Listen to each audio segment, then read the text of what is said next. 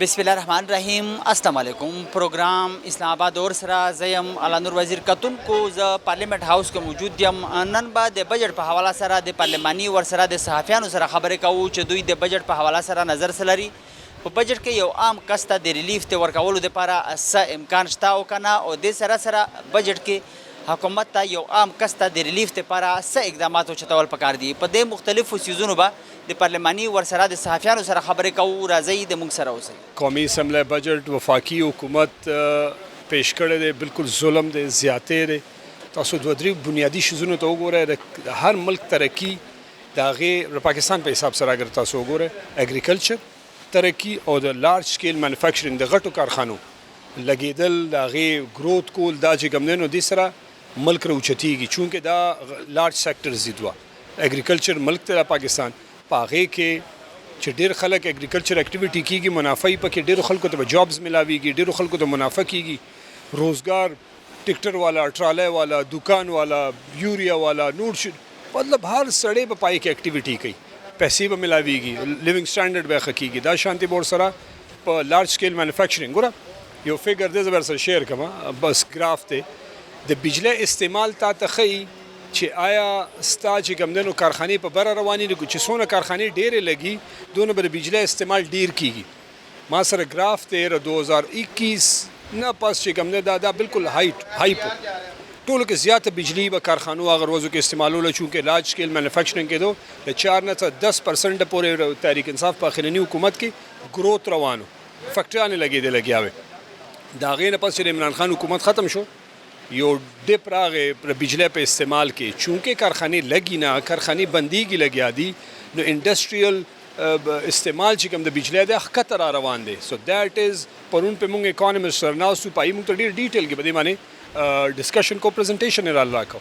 نو اوورال کو تاسو وګورئ، نوکرۍ نشته د غریب سړي دپاره په دې بجټ کې هیڅ شی نشته. ما ته به یو شی دی حکومت ښیي، یو چې د عام سړي دپاره، د غریب سړي دپاره دی ریلیف ورکړي. یو دی به ماته یو سکیم ښیي چې هغې کې د یوت دپاره صحیح، د ځوانانو دپاره صحیح، د پړه لیکه د څه پاره. ګوره ټیچرانو ته، ریسرچرز ته، اکیډیمیا ته به تقریبا 25 اول به 75% او لاست دغه کې دي 25% ټیکس ریبیټ انکم ټیکس کې دي ته ورکو.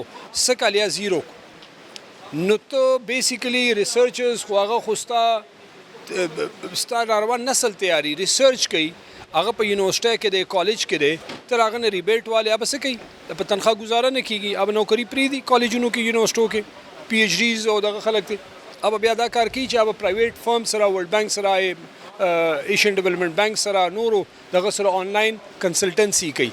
خلکو چې کوم مشکلات هغه نور هم سوا کېږي داسې ښکاري. نو چې کوم بجټ دی د ریلیف ملاو کېدو یو عام کس ته ستاسو په خیال باندې امکان شته یا امکان لري؟ نه جی، ما خو تاسو ته وویل غریب سړي دپاره په دې بجټ کې یو شی دی ما دخولی شي، یو چې دې موږ د غریب کس دپاره کړي دي.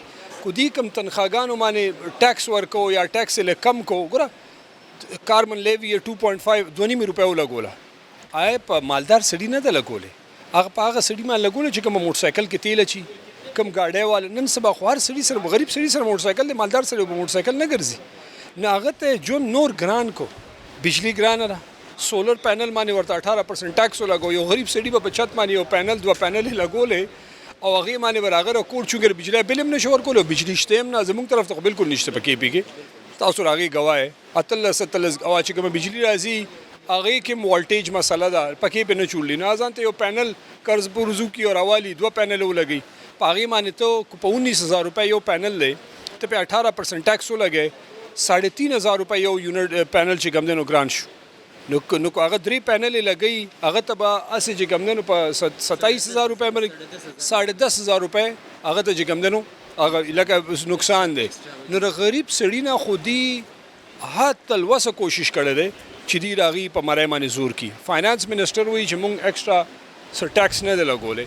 د ټیکس لګولو گنجایش نه دی پاتې. په دنیا کې چېرته سوپر ټیکس په نوم باندې ټیکس نشته. سوپر ټیکس وانته کې ټیکسونه لګولي دي. اف بی آر نه دی پنجاب پولیس جوړوي، اف بی آر له دا اتھارټي ورکوي لګیا دي چې ته څوک ویني دکاندار پسې ورشي خطر اوچتوي او جیل کې به مخکې بندوي، حساب کتاب به ورسره رستو کوي. بیسیکلی دا پیداګیر طریقه ده چې تا غیله آلریډي دونه ګډوډ کی پایداره کړي چې هغې له تره پکړ د کړ اختیار ورکړي پولیس ته جوړ کې لکه ګوره اف بي آر کار پولیسنګ نه دی اف بي آر کار ریفارم سکول دی ټیکس نیټ کې خلک سیوا راوستل دي ټیکس کې ریلیف ورکول دي چې کاروبار گروت وکړي چې کاروبار ښه کېږي خلک به ټیکس هم ورکړي خلکو ته به روزګار هم ملاویږي نو چې کله راغه روزګار بندیږي لګیا دی ستا انډسټریل یوزیج د بجلی کمیږي لګیا دی ستا غټ بزنسز یا هیډ آفیسز دبئی ته یا شفټ شو یا غټې کارخانې ویتنام ته تایلینډ ته بنگلادیش ته شفټ شو کومو ملکونو کې زیات ټکسونه دي هغلته خلکو ته باقاعده سہولیات هم مطلب اویلیبل دي او د نه علاوه حکومت ته د عام یو کس لپاره د ریلیف لپاره څه اقدامات چتول پکار دي ګوره جی ټولو نه مخکې خو حکومت لا کارخانو باندې ټیکسز کې ریلیف پکار دی هر کارخانهدار د پاره نه دی په کارخانو کې د خلکو جابز دي چې کله کارخانه گروت کوي غریب سړي ته پای کې نوکری ملاویږي پړه لیکه سړي ته به نوکری ملاویږي ټول خلک سرکاري نوکران کېدی نشي ټول پاکستان خو په قرضو چلی څنګه به سرکاري نوکر پرایویټ سیکټر به فلریش کیږي دویمه خبره دا ده چې تاسو به په بجلی ارزانه وای چې غریب سړي د پاره چې ماسختن کور ته ځي چې اټلیسټ پارام خو د کېدی شي چې هغه ته اته 9 غنټې ریلیف په بجلی کې خو ملاویږي هغه ګور الته خلک ټول اوس په دې چکر کې ټول اوس په دې څخه ګرمه کې مزدوري وکي ماسختن راشي بیا چې کوم دنو بچي مور پلار دی چې په تکلیف کې بجلی ورته نه اس هغه د کېدی نشي کې انرژي لیول هغه نه دی سارا بیا ستړي ستومانه زی درېمه خبره دا ده اګریکلچر سېکټر کې تباہی کولستا ټول چې سونه غټ فصلونه دي پای کې 14 نه 15% کمی راغله ده په کاټن کې چې ستا انټرنیشنلی دا هغې کې 19% کمی راغله ده نو اوورال ستا فصلونه کته روان دي ستا گروت نشته نو غریب سړي ته به کم ځای نه او یوت ته به هېڅ شی نشته تر ریسرچ نه هغه نه ټیکس ختم اسې هم بهر ته روان دی او ډېر زیات خلک لاړ هم لړل د تېر یو کال نه چې په ملک نه جاب شته نه روزګار شته دی اسې موي چې د عمل دی ته پاتې شي د فارم 47 والا ته چې بدی پر ملک کې لګي او د باقی پاتې ټول خلک تیزیر دی پروگرام اسم داده بجٹ کے حوالے سے اگر آپ حکومتی کسی بندے سے بات کریں تو وہ بھی آپ کو نہیں صحیح طرح بتا سکتا کیونکہ ان میں سے بہت سے لوگ ایسے ہیں جو کہہ رہے ہیں کہ ہمیں پتہ ہی نہیں ہے بجٹ بنایا کس نے ہے تو پھر آپ بجٹ کے حوالے سے آپ دیکھ لیں کہ بجٹ کہاں سے بن کے آتا ہے اور کیسا بن کے آتا ہے احساس تو انہیں لوگوں کو ہوگا جو آپ کے اپنے ہوں گے اگر وہ آپ کا بجٹ بنائیں گے لیکن اگر بجٹ ہی آپ کا باہر سے بن کے آتا ہے تو ان کو تو آپ کے مسائل کا نہیں پتہ ان کو نہیں پتہ کہ ایک عام انسان ہے وہ اگر باہر جاتا ہے اس کی انکم اتنی ہے تو اس کے اوپر اگر آپ اتنے ٹیکسز لگا دیتے ہو تو اس کا آگے اپنے گھر کا بجٹ کیسے بنے گا جس طرح آپ نے دیکھا ہے کہ بہت سے لوگ بجلی کے بل سے بچ کے انہوں نے سولر لیا اور آپ دیکھ رہے ہیں کہ 18% اس پہ انہوں نے فیصد وہ بڑھا دی اس میں تو آپ یہی دیکھ لیں کہ بجٹ کس طرح سے بنے اس کے علاوہ بہت سی ایسی اشیاء خوردونوش کی چیزیں ہیں جس میں انہوں نے ٹیکسز لگا دی یہ ساری وہی چیزیں جو ایک عام لوگوں کی ضرورت ہے اور ایک عام لوگ کیونکہ بڑے لوگوں کے آپ دیکھ لیں اگر جو ایلیٹ کلاس لوگ ہیں ان کو اس چیز سے فرق نہیں ہے اور وہ جو چیزیں لینا چاہتے ہیں یا ان کی جو ڈیلی لائف کی جو ضرورت کی چیزیں ہیں ان پہ ٹیکسز نہیں لگے ہوئے لیکن ایک عام انسان جیسے آپ ہیں ہم ہیں جو چیزیں ہم لوگ یوز کرتے ہیں انہی پہ ٹیکسز لگے ہیں تو آپ بتائیں کہ ہم گلہ کس سے کریں اپوزیشن ہے وہ الگ سے شور ڈال رہی ہے جو اتحادی ہیں ایون کہ وہ خود کہہ رہے ہیں کہ ہمیں بھی اعتماد میں نہیں لیا گیا حکومتی اراکین بہت سے خود ایسے ہیں جو کہہ رہے ہیں کہ ہمیں پتہ ہی نہیں بجٹ کہاں سے بن کے آیا تو پھر آپ خود ہی اندازہ لگا دیں کہ یہ بجٹ کیسا ہوگا ٹیکسز لگانے چاہیے لیکن پھر بھی اس کے مطابق جس طرح کے باہر کے ممالک میں لوگوں کو مطلب سہولیات مل رہے ہیں اس طرح بھی وہی سہولیات ملنے چاہیے تو کیا آپ کے خیال میں بجٹ میں ایک عام آدمی کو ریلیف ملنے کا امکان ہے یا ریلیف ملے گا نہیں دیکھیں میں نے آپ کو پہلے ہی بتایا نا کہ جو یہ بجٹ بنا ہے اس میں عام عوام کا تو انہی چیزوں پہ ٹیکسز لگائے گئے ہیں جو ایک عام عوام کی ضرورت ہے باقی آپ باہر کے ممالک کا کہہ رہے ہیں دیکھیں وہ بیلنس کر کے چلتے ہیں اگر ایک چیز پہ وہ ٹیکسز لگاتے ہیں دوسری میں ریلیف دیتے ہیں لیکن یہاں پر صرف غریب آدمی جو ہے اس کی جو ضرورت کی چیزیں ہیں اس کی جو ڈیلی لائف کی چیزیں ہیں اسی پہ ٹیکسز لگائے جا رہے ہیں تو پھر آپ خود ہی بتائیں کہ یہ کہاں سے ہم کیسی امید لگا سکتے ہیں کہ اس میں جو عوام کے لیے عوام کی ریلیف کے لیے بات کی جائے گی تو کیا اقدامات اٹھانے چاہیے ایک عام آدمی کو ریلیف دینے کے حوالے سے دیکھیے حکومت کو چاہیے کہ بیلنس ہو کے چلے اگر ایک چیز پہ ٹیکسز لگا رہے ہیں تو دوسری چیز میں ریلیف دیں اور آپ خود ہی دیکھ لیں کہ جو پارلیمنٹ کے خود اراکین ہیں ان کی آپ پے میں اضافہ کیے جا رہے ہیں آپ مطلب باقی چیزوں میں اضافہ کیے جا رہے ہیں آپ نے ڈیفینس بجٹ کا آپ نے بڑھا دیا چلیں ٹھیک ہے بڑھا دیا لیکن آپ بیلنس کر کے چلیں اگر آپ اس کو بڑھا رہے ہیں کہ عام جو انسان ہے اس کی ضرورت کی کچھ چیزیں ہیں اس کو تو کم از کم بیلنس کر کے چلیں تو حکومت کو چاہیے کہ ٹھیک ہے آپ کے جو IMF آپ کی شرائط ہوتی ہیں لیکن آپ ظاہری بات ہے آپ نے ان کے ساتھ کچھ معاہدے کیے ہوئے ہیں، لیکن ان کو بھی سمجھائیں کہ بھئی ہماری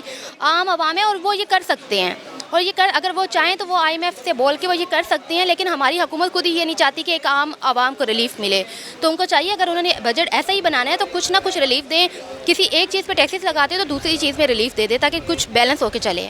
بجٹ جی بالکل میں یہ کہوں گی کہ جو یہ بجٹ ہے اس میں ٹیکسز کی بھرمار نظر آتی ہے، اور پاکستان پیپلز پارٹی نے اپنی تجاویز جو دی ہیں ان کو کچھ تجاویز کو سنا گیا ہے، لیکن میں یہ کہوں گی کہ جس طرح سے 10% اضافہ کیا گیا ہے، پہلے 6-7 کر رہے تھے، پھر 10% بھی پاکستان پیپلز پارٹی کے پریشر کی وجہ سے یہ کیا گیا، لیکن یہ بہتر ہوتا کہ جو 50% جو ہے وہ اضافہ ہوتا ملازمین کی تنخواہوں میں.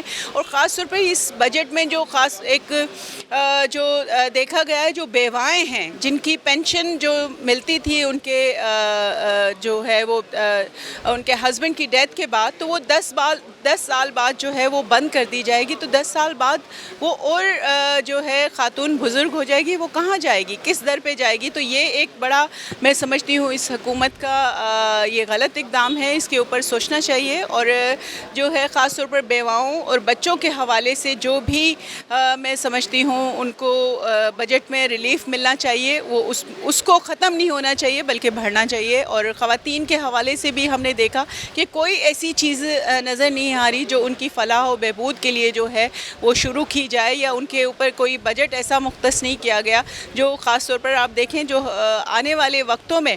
اور ہماری خواتین بہت زیادہ جو ہے وہ چیزوں کا خاص طور پر گھریلو تشدد کا اور بہت سارے ایشوز ہیں جس کا شکار ہوتی ہیں.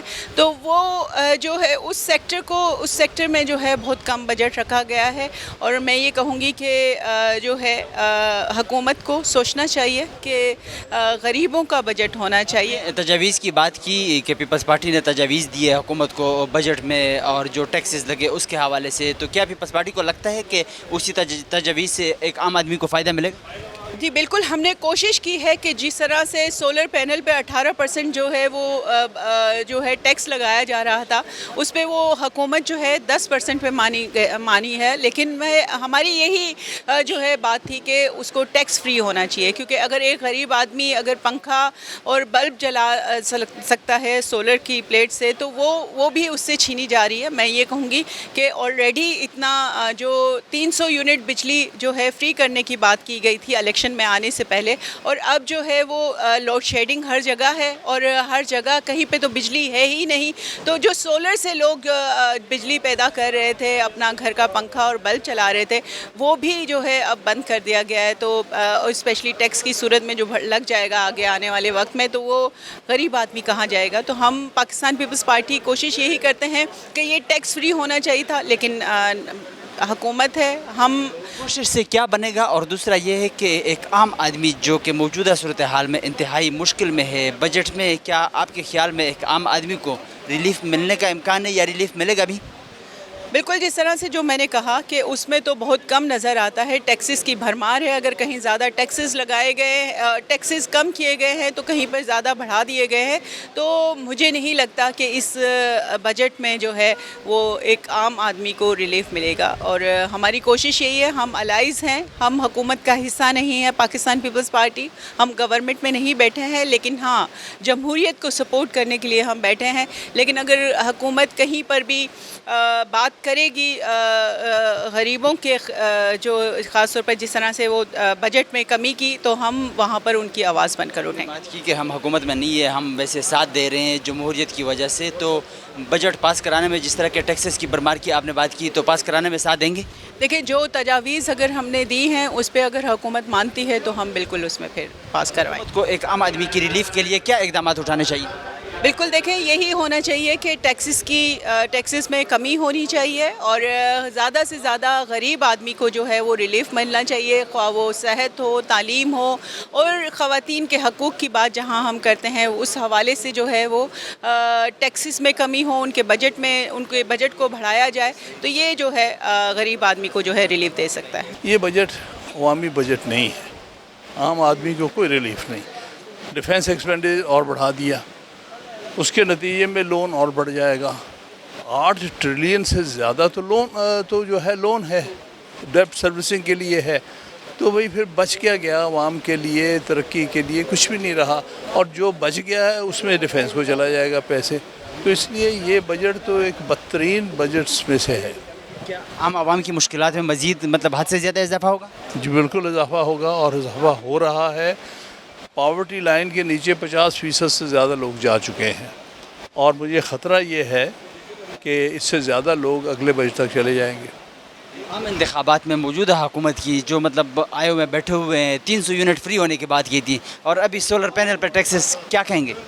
یہ ابھی کیا کر رہے ہیں؟ ابھی یہ خود بھی کچھ بھی نہیں کر رہے. ان کو جو حکم آتا ہے وہی کرتے ہیں. آپ کے سامنے دنیا کی تاریخ میں کبھی ڈپلومیسی فوجی جرنیل کیا کرتے ہیں؟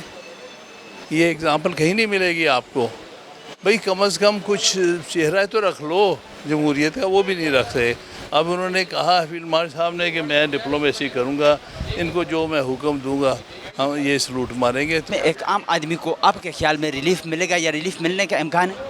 کوئی نظر نہیں آ رہا، کوئی نظر نہیں آ رہا. ریلیف عام آدمی کے لیے کوئی ریلیف نہیں. عام آدمی کو ریلیف دینے کے حوالے سے کیا اقدامات اٹھانے چاہیے؟ دیکھیے بات یہ ہے کہ عام آدمی کو اگر آپ نے دینا ہے تو ان کی ایجوکیشن اور ہیلتھ اور سوشل سروسز پہ خرچ کیجیے گا.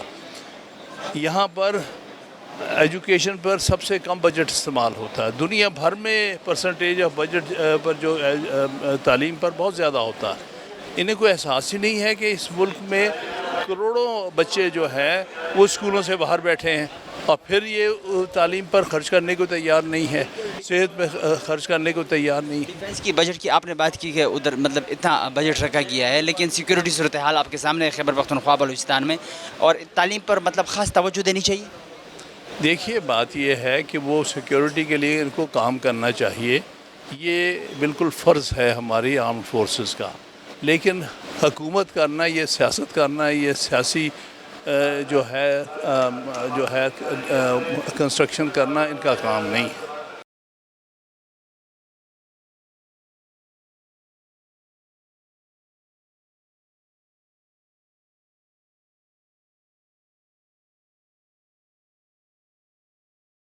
بجٹ باندې که ته نظر واچې نو 6,500 ارب روپۍ آلریډي په خساره کې دی، او صرف 8,000 پاتې شولې، او 8,500 به موږ د قرض او د سود په مد کې ورکوو. نو په بجټ کې خو ماته څه ښکاري نه. بیا د غریب دپاره پکې څه نشته دی، د خواتین دپاره چې زموږ نیم آبادي ده د هغې دپاره پکې څه نشته. یوت چې پاکستان کې د ټولو نه په دنیا کې زیات دی، 62% دی یا 60% دی. په یوت دپاره پکې څه پروګرام نشته. روان هم بهر ته دی، ډېر زیات خلک لا هم یا روان ځکه هم بهر ته دی چې یوت مایوسه دی. دې وخت کې چې کله نه د پی ډي ایم 1 2 او 3 د حکومتونه راغلي، یوت مایوسه شوی دی. 30 لاک نه زیات یوت زموږ ځوانان لاړ بار دنیا ته. وجه دا ده چې دلته مایوسه دي، روزګار نشته. چې کوم لارج مینوفیکچرینګ انډسټریز ده هغه په ډیکلاین کې ده، او چې کله هغه په ډیکلاین کې او د هغې غټه د ستا د گروت د جی ډي پي گروت غټه نښه دا وي چې یو پکې انډسټري گروت وي، یو پکې اګریکلچر گروت وي، یو پکې سروسز گروت وي، یو پکې ریټیل هول سیل گروت وي. ریټیل هول سیل گروت او سروسز گروت دی کې ټوټل 20% سروسز یا امپلایمنٹ دغه انوالو وي، او دا انډسټري او اګریکلچر کې ستا 80% امپلایمنٹ دی. اګریکلچر ستا 13% ډیکلاین کې دی، او انډسټري چې کوم ده ستا ماینس کې روانه ده. ځکه چې ماینس نښې دا چې پی ټي آی په وخت کې 28% د الکتریسټي کنزمپشن زیات شوی، ډیمانډ زیات شوی. اوس چې کوم دی 24% ماینس ته لاړی د هغې ډیمانډ د الکتریسټي. دې مطلب دا چې انډسټري ولاړه ده. نو چې انډسټري م ولاړه، اګریکلچر هم دا حالات وي، او قرضې هم په ملک باندې دغه وي. جی ډي پي گروت هم ستا په داسې چې 1.5% وي. نو په دې حالاتو کې زما په خیال سره د غریب دپاره او د پاکستانیانو دپاره ډېره مایوسي ده. ډېر زیات افسوس خبره ده چې داسې خلک په موږ باندې مسلط شوي دي چې هغوی سره څه ویژن نشته، څه آیډیا نشته، څه نظریه ورسره نشته، څه سوچ ورسره نشته چې آیا د بجټ به څنګه پیش کوو، د پاکستاني دپاره، پاکستاني عوام دپاره زموږ څه ویژن وي، څه نظریه وي، څه سوچ وي. ایکسپنډیچر زیاتیږي، 11,000 ارب به فیډرل ریونیو جنریټ کوي، دوی به ریونیو ولي، او 17,553 ارب روپۍ چې کوم ده دا د دوی خرچه ده. 6,500 ارب خساره ده. نو زما په خیال سره په دې بجټ کې دا خو عوام دشمن بجټ دی کې ماته سخکاری نه. تاسو د نوجوان خبره وکړه چې بهر ته په دومره ټایم کې دوی تللي د ملک نه، آیا بهر ته تلل د مسلې حل دی؟ نه، بهر ته تګ مسلې حل نه دی، خو ما ته دا وویوه چې تا ته په خپل ملک کې روزګار نه میلاویږي نو بیا مجبوري ده، ته خو به روزي خورې، ستا ته خاندان یي، ستا ته د مور پلار سترګې وي، نو چې تا ته روزګار نه میلاویږي، دلته انډسټري بند دی، اګریکلچر په ډیکلاین کې مجبوره دی. خو حکومت ته چې څوک هم په حکومت کې راځي څه اقدامات خو چتول پکار دي نوجوانانو دپاره؟ بالکل پکار دی. ګوره پی ټی آی په وخت کې چې کوم دی یوت پروګرام او نوجوان پروګرام او مختلف پروګرامونه د یوت دپاره سټارټ وو، هغه پروګرامونه دوی ټول کلوز کړه، بند یې کړه. د مزدور طبقې دپاره دا اوس زه ګورم بار په نمر باندې مزدوران ناست دي، د شپې به په دې ورته سوری میلاو شو، ورته به روټۍ میلاوېدله، پناهګاه یې وړوکی غوندې کې څیز و، خو یو د مزدور احساس لرو. هغه حکومت ته د پی ټی آی حکومت دوی احساس نه لري، دوی سره دا احساس نشته چې زه د خپل قوم سره د ځوانانو کل سره دا مایوسۍ طرف ته روان دي.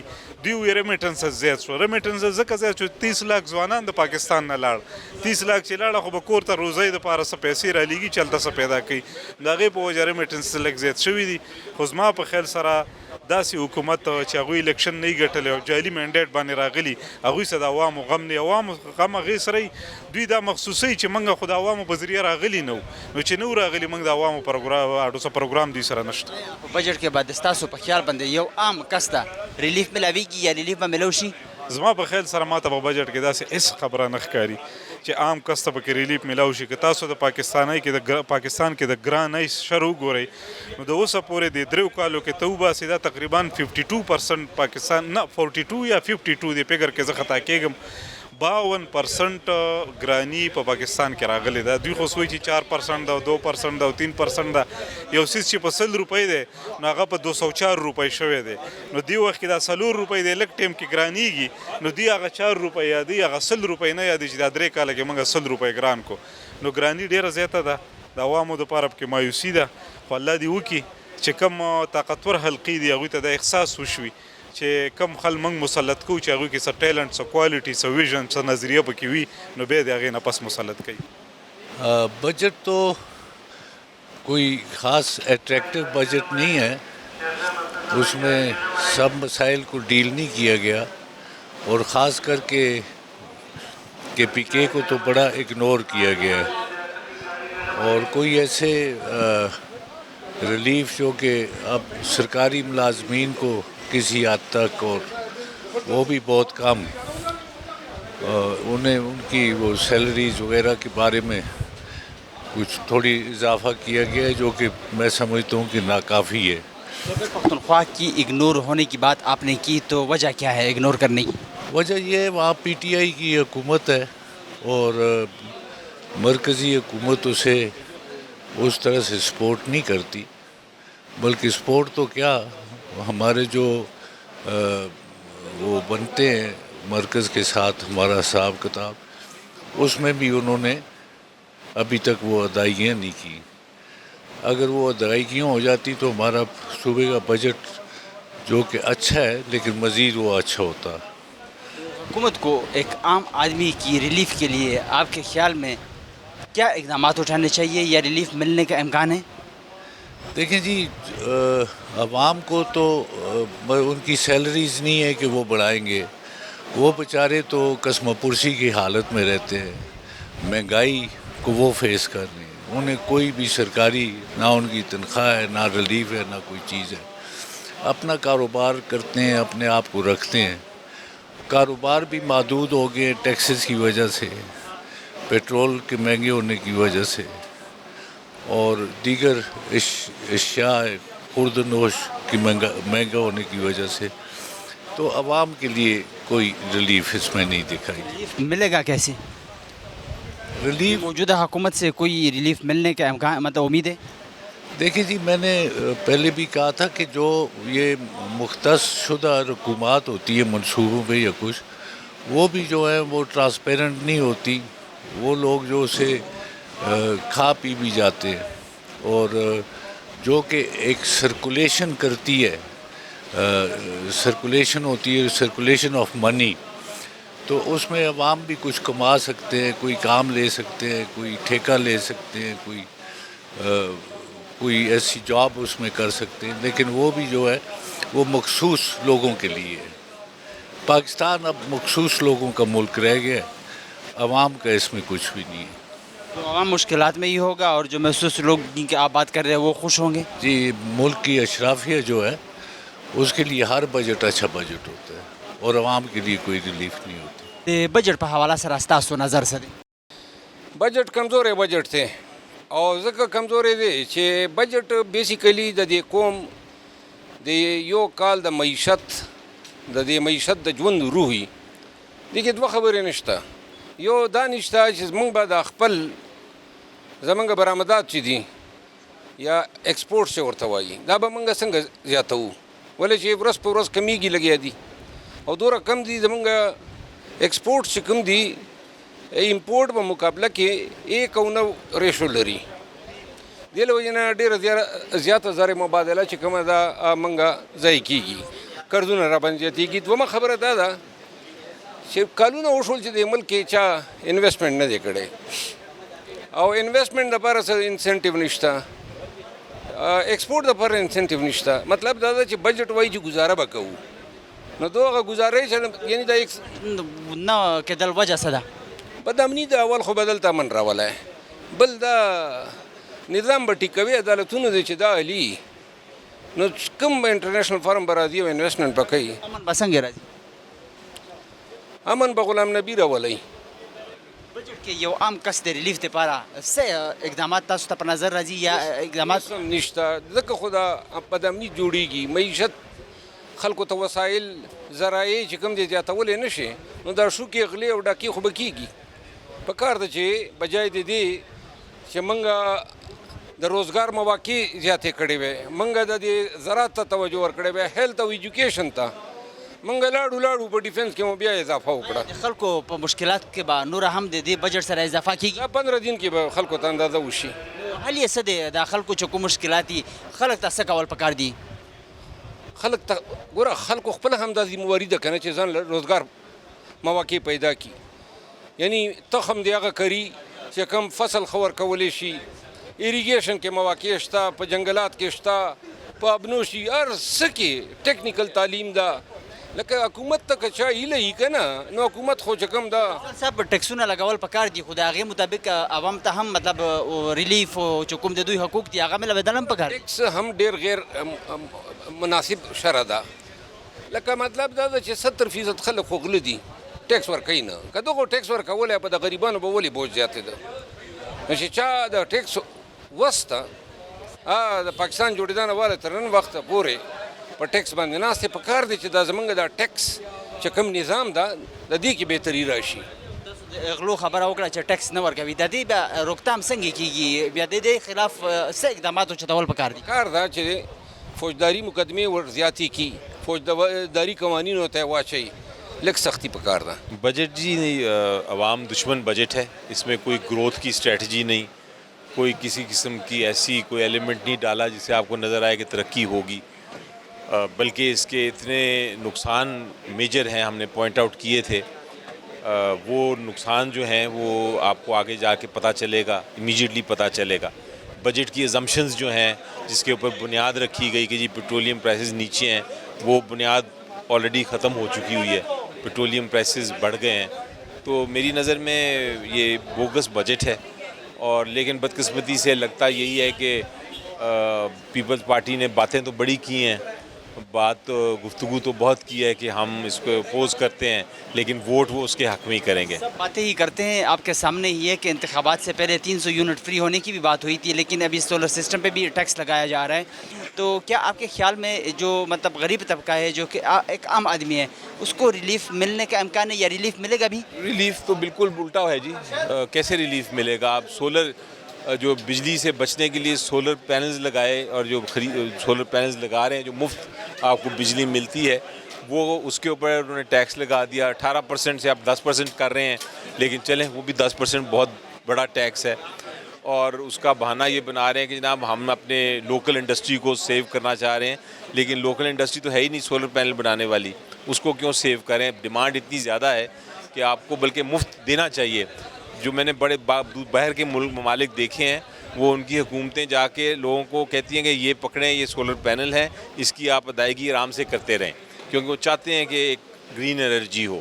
اسی طرح آپ کی جو سیلریز ہیں 10% سے انہوں نے کہا ہے کہ ہم نے انکریز کیا ہے، لیکن اصل میں انکریز نہیں کیا، اس کو بڑھایا نہیں، کیونکہ اصل میں انڈائریکٹ ٹیکسز دیکھیں اور آپ باقی مسائل دیکھیں تو اس سے نظر آتا ہے کہ آپ کی ایکچوئل قیمت انفلیشن کو جب آپ اندر ڈالتے ہیں تو آپ کی ایکچوئل جو ہے ویلیو کم ہو گئی ہے، یعنی آپ کو آدمی کو ریلیف کے لیے پی ٹی آئی کا لائے عمل کیا ہے اور کیا لائے عمل بنانا بھی چاہیے پی ٹی آئی؟ بڑی سجیشنز دی ہیں، میری اگر آپ اسپیچ سنیں اس میں بھی سجیشنز دی ہیں، لیکن بہرحال وہ مجھے نہیں لگتا کہ کوئی مانی جائیں گی۔ سجیشنز پہ آپ کے خیال میں کوئی عمل درآمد ہوگا؟ مجھے نہیں لگتا، سجیشنز تو ہم نے دی ہیں جو ہمارا حق ہے، اور اس کے علاوہ پھر کیا کریں گے؟ ہم احتجاج کریں گے، عوام کے ساتھ احتجاج کریں گے، اس معاملے پہ بالکل کریں گے۔ آپ دیکھیے گا یہ بجٹ پھر چینج ہونا پڑے گا۔ عام آدمی کی ریلیف کے لیے حکومت کو کیا اقدامات اٹھانے چاہیے؟ دیکھیں اقدامات ہے، بجٹ پہلے تبدیل کریں، جو ہم نے سجیشنز دیے ہیں اس کو تبدیل کریں، اس میں گروتھ کا سیکٹر لے کے آئیں، اس میں جو منیمم ویجز ہیں ان کو بڑھائیں، مزدور کو دیکھیں، انڈائریکٹ ٹیکسز جو سب پہ لگائیں اس کو کم کریں، پیٹرولیم لیویز جو فضول کی لگا رہے ہیں اس میں کاربن ٹیکس بھی لگایا ہوا ہے وہ ختم کریں، کم از کم اس کو انکم کے مطابق ایڈجسٹ کریں۔ تو یہ بہت سارے اقدامات ہیں جو آپ کر سکتے ہیں، لیکن کوئی ارادہ ہو تو، نیت ہو تو۔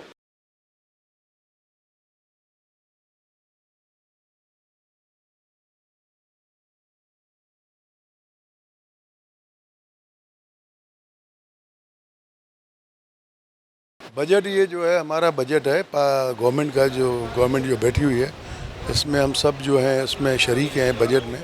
یہ کوئی آئی ایم ایف کا بجٹ نہیں ہے کہ ہم جو یہاں کہا جا رہا ہے کہ آئی ایم ایف کا بجٹ ہے۔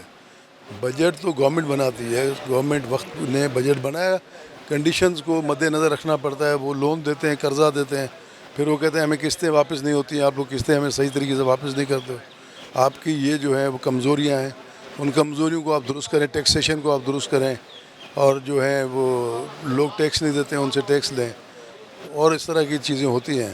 لیکن ایک بجٹ جو ہے، میں یہ تو نہیں کہوں گا کہ غریبوں کا بجٹ ہے، اس میں کافی سارے ٹیکسز لگائے گئے ہیں، سولر پہ ٹیکس لگایا گیا ہے 18%، جو کہ بہت زیادہ ہے۔ سولر تو قدرتی بجلی بنتی ہے، لائٹ ہمارے پاس، خاص طور پہ سندھ میں تو لائٹ ہوتی نہیں ہے، 18 گھنٹے کی لوڈ شیڈنگ ہوتی ہے۔ اس کے علاوہ بھی جو ہے کم درجے کی گاڑیاں جو ہیں سی سی 500 سی سی 600 سی سیز کے اوپر میں تو کہتا ہوں ٹیکس ہونا ہی نہیں چاہیے، کیونکہ یہ مڈل کلاس اور غریب کلاس کے لوگ جو لیتے ہیں، اور اس کے علاوہ جو کم درجے کے لوگ ہیں بیچارے، کم جو فیکٹریز وغیرہ میں کام کرتے ہیں، ان کے لیے کوئی تنخواہوں کا اعلان ہوتا ہے کہ بھائی ان کو اتنی 40,000 کم سے کم 40,000 تنخواہ ملے گی۔ یہ میں نے اپنی تقریر میں بھی کل کہا ہے۔ بجٹ میں کیا آپ کے خیال میں ایک عام آدمی کو ریلیف ملنے کا امکان ہے یا ریلیف ملے گا؟ دیکھیں عام آدمی کو ریلیف ملتا ہے، ایسے پیکیجز وغیرہ رکھے جائیں جن سے عام آدمی کو ریلیف ملے، جیسے اسٹوڈنٹس ہیں ان کے لیے لونز وغیرہ کی ایک پالیسی ہوتی ہے کہ ان کو فری ایجوکیشنز وغیرہ ملے، تو یہ ساری چیزیں ہوتی ہیں، اس سے عام آدمی کو ریلیف ملتا ہے۔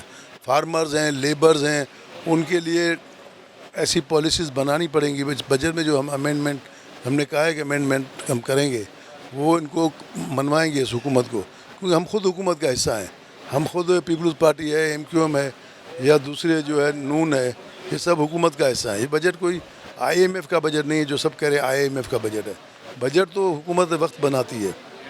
پیپلز پارٹی کا موقف ہے کہ ہم صرف تجاویز دے رہے ہیں۔ کپڑا اور مکان جو پرانا نعرہ ہے کہ بھئی عوام کے مسائل حل ہوں، عوام کو شیلٹر ملے، سستائی ہو، مہنگائی ختم ہو اور لوڈ شیڈنگ ختم ہو، تو عوام کو اس سے ریلیف ملے گا۔ دیکھیں پیپلز پارٹی کے تجاویز پر اگر عمل درآمد نہیں ہوتا، حکومت بات نہیں مانتا، تو اس کے بعد لائے عمل کیا ہوگا آپ لوگوں کا؟ اس کے بعد ظاہری بات ہے، پھر ہم لوگ ابھی یہ پانی کا اتنا بڑا ایشو چل رہا تھا سندھ میں، یہ لوگ کینال بنا رہے تھے، چولستان آباد کرنا چاہ رہے تھے، وہ 1 مئی کو پھر ہمارے چیئرمین صاحب نے بڑی کوشش کی، ان سے بات کی اپنا شہباز شریف صاحب سے، وزیر اعظم سے، اور فیصلہ پھر انہوں نے واپس لیا کہ بھئی ہم چولستان میں فی الحال کینال نہیں بنا رہے۔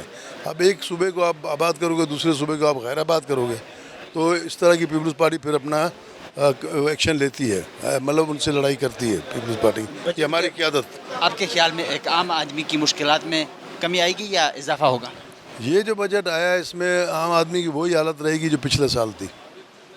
ابھی تک کیا اقدامات اٹھانے چاہیے ایک عام آدمی کی ریلیف کے لیے؟ آدمی کے لیے، غریب آدمی کے لیے یہی ہے کہ ان کے اوپر ان چھوٹی چھوٹی چیزوں پہ ٹیکس وغیرہ ختم کر دینے چاہیے، اور جو ہے کہتے ہیں فائلر نان فائلر کو لون نہیں ملیں گے، لون فائلر بینک میں اکاؤنٹ نہیں کھول سکتا ہے، یہ بھی غلط فیصلہ ہے۔ نان فائلر بیچارہ کہاں سے فائل کرے گا، 4 ایکڑ زمین والا مزدور کہاں سے جو ہے فائل کرے گا ٹیکس؟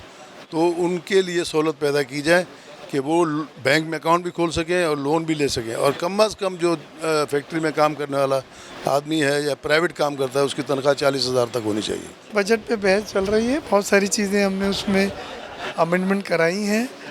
سولر پینل کے اوپر 14% جو سیل ٹیکس تھا اس کو ہم نے کم کر کے 10% پہ لے آئے، تو 18% سے 10% ایک بڑا خاطر خواہ ریلیف۔ ہم تو چاہتے تھے زیرو ہو، کیونکہ سولر پینل سے سستی بجلی پیدا کرنے کا حق ہر کچھ انسان کو ہے جو اپنا انویسٹمنٹ کر رہے ہیں۔ لیگ نے عام انتخابات میں 300 یونٹ فری ہونے کی بھی بات کی تھی، تو ابھی سولر سسٹم پہ ٹیکس؟ متبادل توانائی میں ہوا سے پیدا کرنے والی بجلی اور شمسی توانائی، ان کو ہم انکریج کریں گے، اور اس وقت پاکستان دنیا میں چند ان ممالک میں جب سے سب سے زیادہ بجلی سولر سے پاکستان میں پیدا ہو رہی ہے۔ لیکن یہ جو ٹیکس وغیرہ سیل ٹیکس لگا رہے ہیں، ہر چیز ریونیو کے لیے نہیں ہوتی کہ ریونیو حاصل، کچھ چیزیں سہولت دینے کے لیے بھی ہوتی ہیں۔ یہ ہمارا اور نون لیگ کا فرق ہے۔ ٹیکس لگا دینا چاہیے تھا حکومت کو، نہیں لگا، سولر پہ خاص کر۔ ہم تو کہہ رہے ہیں کہ اس کو ختم کریں، زیرو کریں۔ تو آپ کے خیال میں موجودہ جو بجٹ پیش کیا گیا ہے، آپ اس میں ایک عام آدمی کو ریلیف ملنے کا امکان ہے یا ریلیف ملے گا؟ سخت بجٹ ہے، IMF کی ہدایت کے اوپر وہ سب چیزوں کو عمل درآمد کیا گیا ہے جو ہم نے ایگریمنٹ میں سائن کی تھی IMF سے۔ اس میں نئے ٹیکسوں کی میں اضافہ ہے، پھر ٹیکس نہ دینے گان کو پکڑنا ہے، ان کے دکانوں کو سیل کرنا ہے۔ یہ سب چیزیں سخت میجرز ہیں جو ایک عام آدمی کو پسند نہیں ہے۔ ہمیں نہیں پسند ہے تو ان کو تو یقیناً پسند ہے۔ حکومت کو ایک عام آدمی کی ریلیف کے لیے کیا اقدامات اٹھانے چاہیے؟ حکومت کو ٹیکسز میں کمی کرے، نئے ملازمتیں پیدا کرنے کے لیے مراعات دے، اور بجلی سستی ہو تاکہ لوگ کم از کم جو بیسک ضرورت ہے وہ تو پوری کر سکیں۔ بجٹ میں غریب کو تو کوئی ریلیف نہیں ملا ہے۔ جو پہلے تنخواہیں تھی 37,000 بیسک تھی، وہی ابھی بھی 37,000 کی 37,000 ہے، اور مجھے سمجھ نہیں آتی کہ پیپلز پارٹی والے جو ہیں وہ اتحادی بھی ہیں حکومت کے، اور پھر بھی مخالفت کرتے ہیں۔ وہ بھی مخالفت کر رہے ہیں پیپلز پارٹی والے بھی کہ یہ بجٹ اچھا نہیں ہوا، وہ بھی پریس کانفرنسیں کر رہے ہیں سارے۔ کوئی سمجھ نہیں آ رہی ہے، اپوزیشن بھی احتجاج کر رہی ہے اور پیپلز پارٹی والے بھی۔ وہ پیپلز پارٹی والے حکومت میں ہیں یا پھر وہ اپوزیشن میں؟ خیال میں بجٹ میں ایک عام آدمی کو ریلیف ملے گا یا ریلیف ملنے کا امکان ہے؟ کوئی ریلیف نہیں ہے، سب مہنگائی، پیٹرول دیکھیں، جنگ چھڑ گئی ہے ایران اور اسرائیل کی، تو وہ اس سے کہاں چلی گئی ہے مہنگائی بھی، اور پیٹرول مہنگا ہو گیا ہے، باقی چیزیں بھی مہنگی آہستہ آہستہ ہو رہی ہیں۔ اور اس وقت 150 پہ پیٹرول تھا PTI کی حکومت میں، تو وہ بہت اس وقت بھی شور شرابہ ہوتا تھا، اس وقت بھی لوگ کہتے تھے بہت زیادہ مہنگائی ہے۔ اب تو بجٹ میں اونٹ کے منہ میں زیرہ دینے کے برابر ہے، اور عید کے دنوں میں بھی مرغی اتنی مہنگی رہی ہے، 370 سے اوپر ہی، 400 سے اوپر ہی رہی ہے، اور ابھی پھر 350 سے اوپر ہے۔ باقی دالیں وغیرہ وہ 400-500 سے اوپر ہیں، وہ بھی یہ لیمن دیکھیں، باقی گھر کی جو بھی اشیائیں، مہنگائی کم ہونے کی باتیں صرف باتیں ہی ہے، تو عوام جس طرح کی مشکلات میں دن بدن اضافہ ہو رہا ہے، تو کیا آپ کے خیال میں بجٹ کے بعد مزید بھی مشکلات میں اضافہ ہوگا عوام کا؟ ہاں، عوام تگڑی ہو جائے، عوام عادی ہو چکی ہے مہنگائی کی، اور یہ بہت زیادہ ابھی اور بوجھ ڈلے گا کچھ دنوں کے بعد۔ آپ دیکھنا کہ یہ بہت زیادہ بوجھ ڈلے گا، کیونکہ ہمارا خطہ جنگ کی حالت میں ہے۔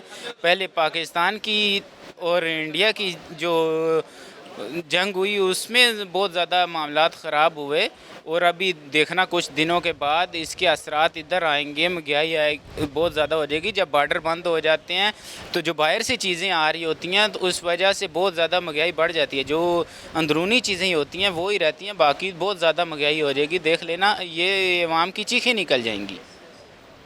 حکومت کو ایک عام آدمی کی ریلیف کے لیے کیا اقدامات اٹھانے چاہیے، یا مطلب اقدامات کی ضرورت ہے؟ हुकूमत से तो कोई उम्मीद नहीं है, क्योंकि इंटरनेशनली सतह पे महंगाई है, तो वो कहेंगे कि जी हमें चीज़ें बाहर महंगी हैं, तो इधर भी ज़ाहिरी बात है महंगाई होगी। लेकिन जो बुनियादी खाने पीने की अशिया है ना, वो हुकूमत को सस्ती करनी चाहिए, जिससे अवाम का जो भरोसा है और अवाम का जो वोट है, सपोर्ट है, वो हुकूमत को लेनी चाहिए। लेकिन वो लग नहीं रहा कि ऐसा कर पाएंगे हुकूमत। د بجټ په حواله سره ستاسو نظر څه دی؟ بسم الله الرحمن الرحیم. ما خیال سره د بجټ په حواله سره څه داسې خاص پیشرفت خو موږ ته په نظر نه راځي، ځکه چې په بجټ کې چې وزیر اعظم صاحب د ټانګ او د اسماعیل خان دپاره کوم په خپل لاس باندې تختې لګولې وې، افتتاح یې کړې وې، ما خیال سره شیان هم وباسلي دي. او موږ که خبره کوو د ټول پاکستان په حوالې سره، خو بیا د فاټا په حوالې سره، د فاټا په حوالې سره د دوی چې کوم ارادې دي د ټکس د زیاتولې یا په هغې باندې خو فیصله نه شوې، نو که په هغې حوالې سره که دوی چېرته د فاټا متعلق د ټکس د هلته د وړلو فیصله وکړه، نو دا به د فاټا دپاره ډېر د نقصان وي. او د فاټا متعلق موږ څه ورکه ګورو نه، چې هلته د جنګونو حالات دي، سکولونه نشته دی، روډونه نشته دی، هسپتالونه نشته دی، بالکل یو یعنې ویجاړ ختم علاقه ده، د بدول ورته ضرورت دی. او چې کوم د دوی موږ سره د مرجر په حوالې سره کوم وعدې کړې وې، هغه یو نکړه پوره 100 میلیون چې کوم دوی سلانه راکولی ای نه کړې را، یعنې د فاټا په حواله سره موږ د بجټ ته زیرو بجټ وایو. حکومت ته د عام عوام د ریلیف لپاره څه اقدامات اوچتول پکار دي چې خلکو ته ریلیف ملو شي، خلک لږ پرسکون شي، چې کوم مشکلات دي هغه د خلکو کم شي؟ نو د هغې په حوالې سره خو د ما خیال دا دی چې څومره بروکریټس دي، پکار دی چې دوی د هغې یو روپۍ هم تنخوا زیاته کړې نه وای، ځکه هم د دوی مخکنۍ دارنګې د عدالت والا څومره ججان دي د هغې روپۍ نه وای زیاته کړې، دارنګې نور څومره مالدار خلک دي، امینګان دي، نو دوی خو هغې ته ډېر زیات یعنې فیصد زیاتوالی کړی دی. او چې کوم غریب دی یعنې دال، چینی، چای چې د روزمره د خوراک شیان دي، پې باندې دوی ټیکس زیات کړی دی. نو ما خیال سره دوی ته پکار دا دی چې په دې شیانو چې د غریبانو د نچلې سطحې والا دي، چې دا د دې دپاره یې کار کړی وای او دې ته یې اساني پیدا کړی وای، خو دوی د دوی په ځای باندې د عملدارانو دپاره. صاحب نون لیگ بیانیه په عام انتخاباتو کې دا وه چې موږ به 300 یونټ خلکو ته فری بجلی ورکوو، اوس دوی په سولر باندې هم ټیکس ولګوو، نو هغې بیانیه اوس موجوده ټیکس ته ستاسو مطلب په نظر څه دی؟ ما خیال سره دا خو د حکومت یو ډېر د ناکامۍ خبره ده چې سولر چې دوی بجلی هم نشي خلکو ته ورپوره کولی، اوس هم په وزیرستان شي، په قبایلو شي او په ټانک ډېر خان شي 2 घंटे बिजली ده، په 24 घंटे شي 2 بجلی ده، هم به ټیمه ده کله وی کله نه وي، نو دوی چې بجلی هم نشي ورپوره کولی. او د سولر چې خلکو خپل انتظامات کوي، دوی ته بجلی نه بچاو هم کېږي، نو دوی په دې باندې هر ټیکس لګوي. دې معنی دا شوله هم چې د سولر څو کمپنۍ دي، دوی دغه سره معاهده کړې ده که نه، چې پابند څومره یا به چا اخیستې وي، هغه به د دوی کسان وي که نه، هغې ته به چې کوم دګانه پیدا وشي. نو د سولرو باندې د ټکس لګول دا ډېر ظالمانه فیصله ده، ډېره ناجایز فیصله ده، او د ملک سره هم د عوام سره دښمنۍ باندې مترادفه ده. آیا د ستاسو په خیال باندې په بجټ کې به یو عام چې کوم غریب یو تن دی هغې ته به ریلیف ملو شي یا به ریلیف ملاویږي؟ ما خیال سره چې د دوی کوم د تصور دی یا د کوم دوی طریقه کار دی، ما خیال سره په دې باندې تصور کول او وخت ضایع کول دي چې د دوی نه دا امید ولرئ.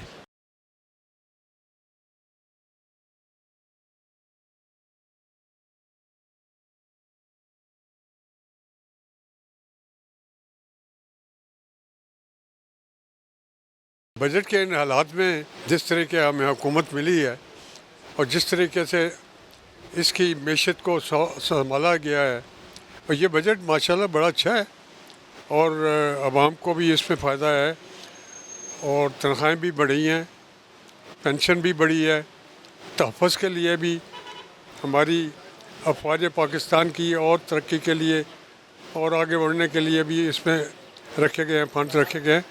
तो बजट में सब कुछ है. लोग अपने अखराजात कम करें.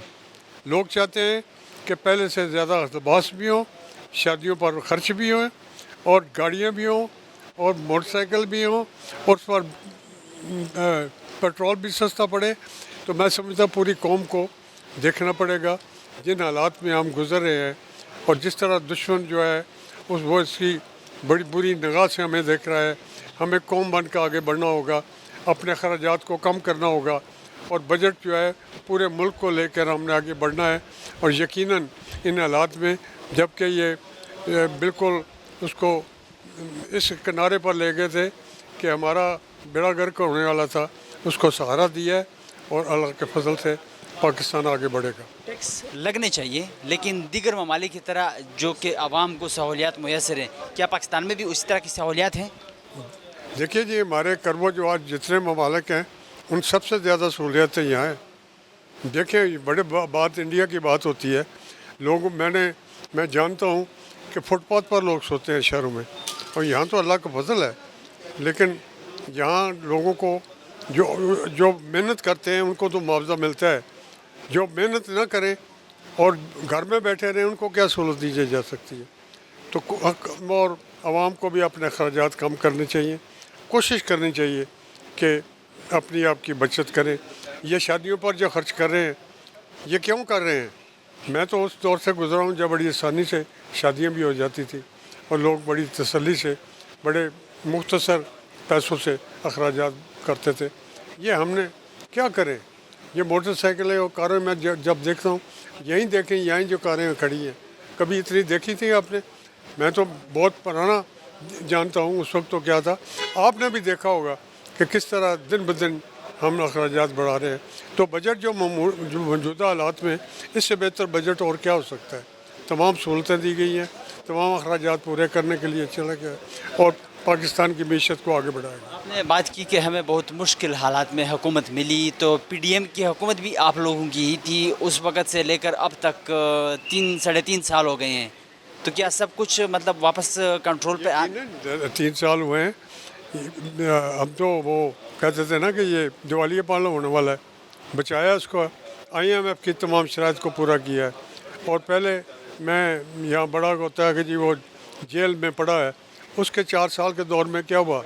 ایک پورے ملک میں کہیں ایک اینٹ لگی ہے؟ یہ آپ کے ترقیاتی منصوبے بن رہے ہیں، سڑکیں بنا رہی ہیں، جال بچھ رہا ہے. اسلام آباد میں کتنے شاندار کام ہوئے ہیں. تو یہ کس لیے ہے؟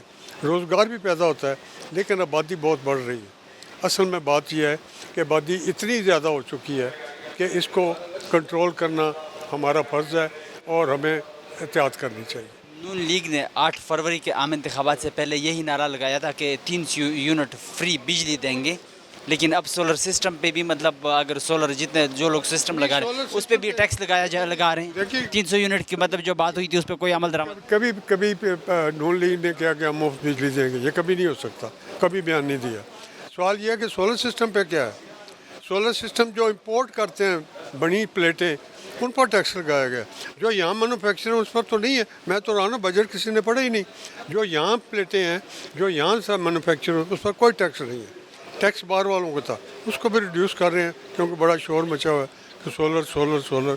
تو بات یہ ہے کہ سولر سے فائدہ ہوا ہے اور پاکستان کی معیشت کو آگے بڑھنے کا موقع ملا ہے. سولر سے بجلی کا کم از کم بحران ختم ہو گیا.